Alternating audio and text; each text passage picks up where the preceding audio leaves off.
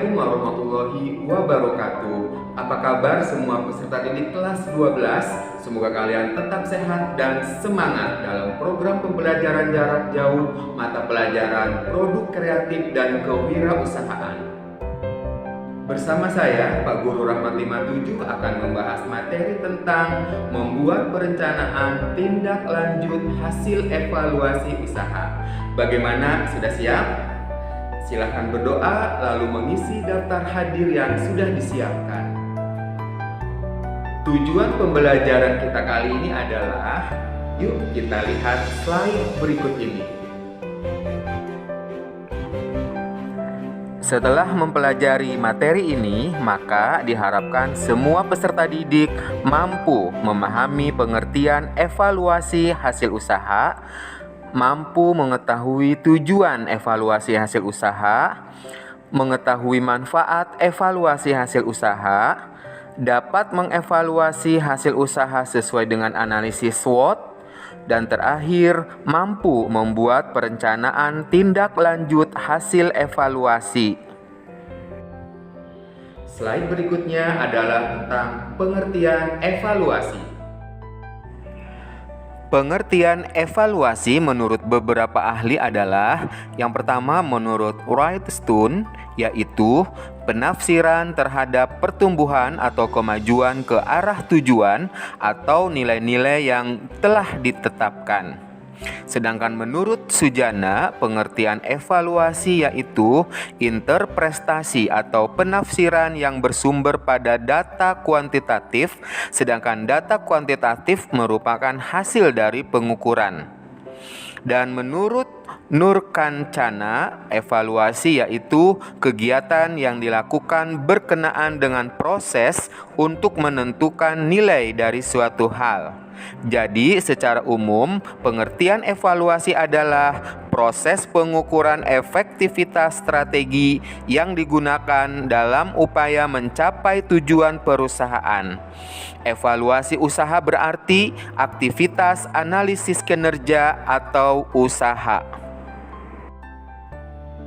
Lalu, apa sih tujuan evaluasi tersebut? Tujuan evaluasi hasil usaha.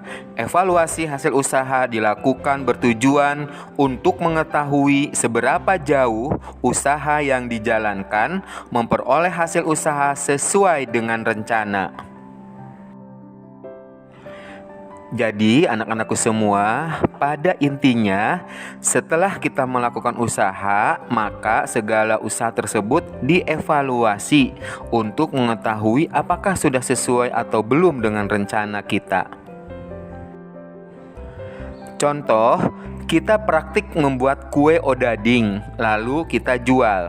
Setelah selesai semua proses, maka kita melakukan evaluasi. Tujuannya untuk mengukur tingkat keberhasilan atau kegagalan dalam praktek sesuai rencana. Nah, anak-anak paham ya sampai di sini? Jadi, evaluasi itu penting atau tidak? Penting ya. Selanjutnya adalah apa sih manfaat evaluasi hasil usaha? Manfaat evaluasi hasil usaha yaitu untuk memperkecil risiko kegagalan dan memperbesar peluang keberhasilan usaha. Manfaat kedua yaitu untuk mengetahui kekurangan-kekurangan usaha yang perlu diperbaiki. Manfaat ketiga yaitu untuk mengetahui apakah usaha selama ini sudah dapat menutupi biaya operasional.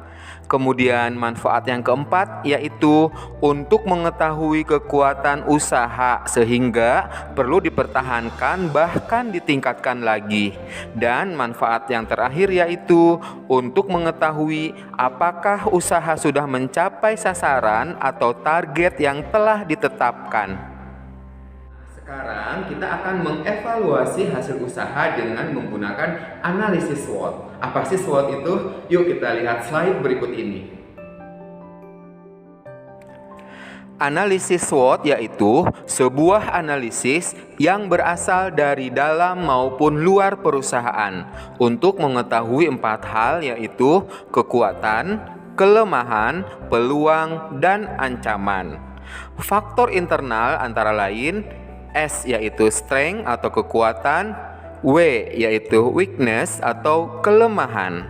Sedangkan faktor eksternal yaitu terdiri dari O yaitu opportunities atau peluang, sedangkan T yaitu threat atau ancaman. Yuk kita bahas satu persatu.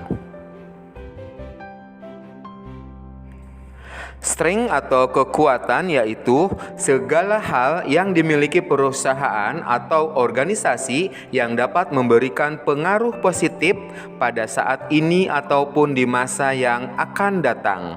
Nah, contoh pertanyaan untuk analisis strength ini adalah 1. Kelebihan apa yang dimiliki oleh perusahaan Anda secara keseluruhan? 2. Apa yang membuat usaha Anda lebih baik dari pesaing? Analisis ketiga, nilai tambah apa yang telah diberikan perusahaan dan disukai oleh pelanggan?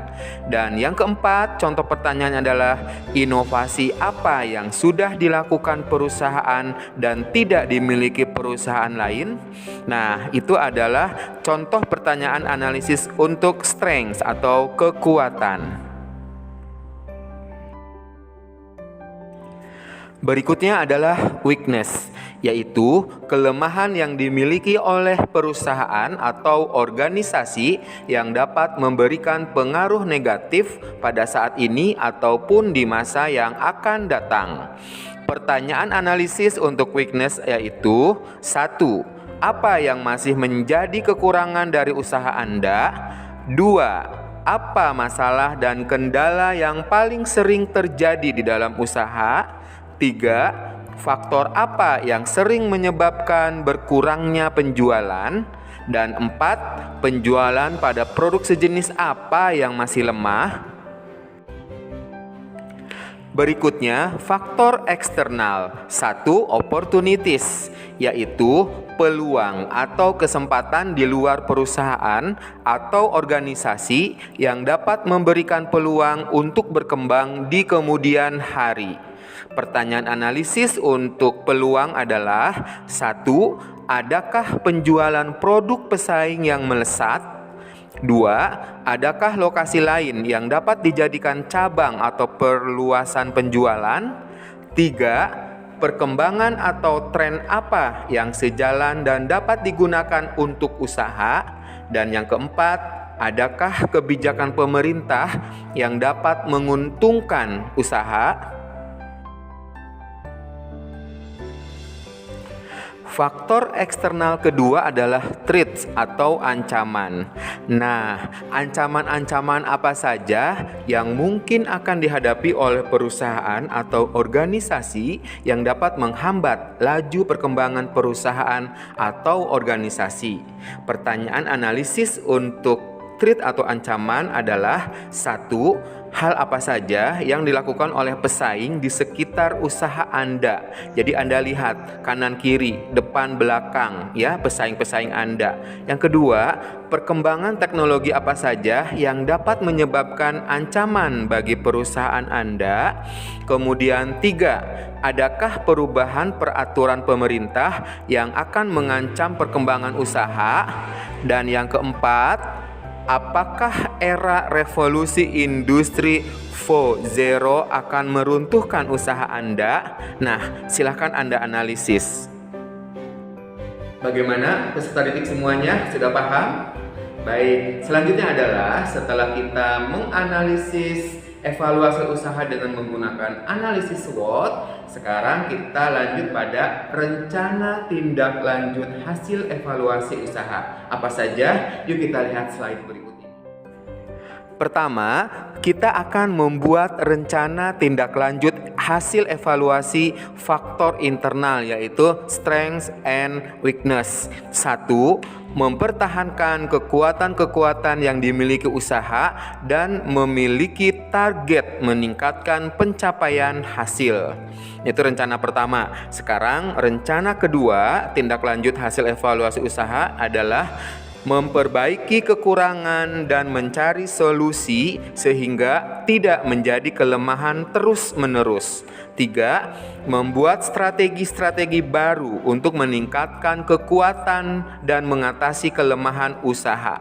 4. Membuat jadwal pelaksanaan strategi. Dan 5. Kembali melakukan evaluasi pada waktu yang telah ditetapkan. Nah, biasanya evaluasi itu dilakukan misalnya seminggu atau sebulan sekali ya.